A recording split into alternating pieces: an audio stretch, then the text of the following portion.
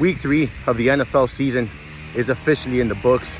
And as we look on to Week 4, here are some players we should be considering off of waiver wires this week. At quarterback, Daniel Jones has been very productive here to start the season. Very efficient running this Colts offense and a reliable source of fantasy points for fantasy managers.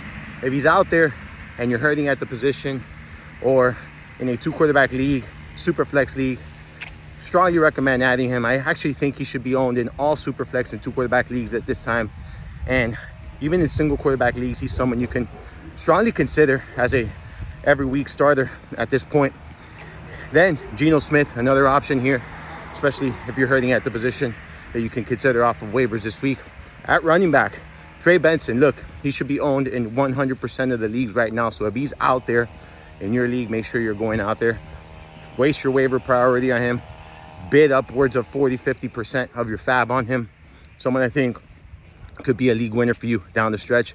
Cam Scadaboo, Judkins, Tootin, and Chris Rodriguez, other guys you can add that might not be available in your leagues, but if they are, you could be adding them off of waivers. And then deeper guys, Woody Marks, Blake Corum, Taj Brooks, all guys to consider off of waivers here in deeper leagues.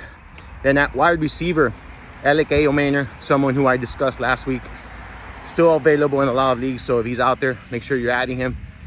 Someone who has carved out a good role, and I think will continue to carve out a good role there. Troy Franklin, you might be able to get him cheaper than he was last week if he's still available out there. Didn't get much production in the passing game, but did run the second most receiving routes in the team.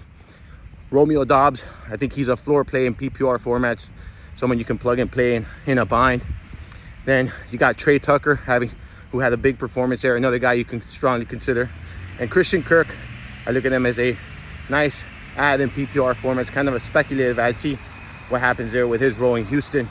At tight end, we're looking at Hunter Henry, someone who I was very aggressive on when drafting in best ball, very bullish on this year, and has really emerged as an every week starter. So if you're hurting at the position and you're looking for a floor at tight end in PPR settings, Hunter Henry is that guy for you. I also think you can make a case for Brenton Strange. If you're hurting at tight end, he's someone you can add as a relatively safe floor play there. So that's your waiver wire considerations for week 4. Good luck to everyone this week.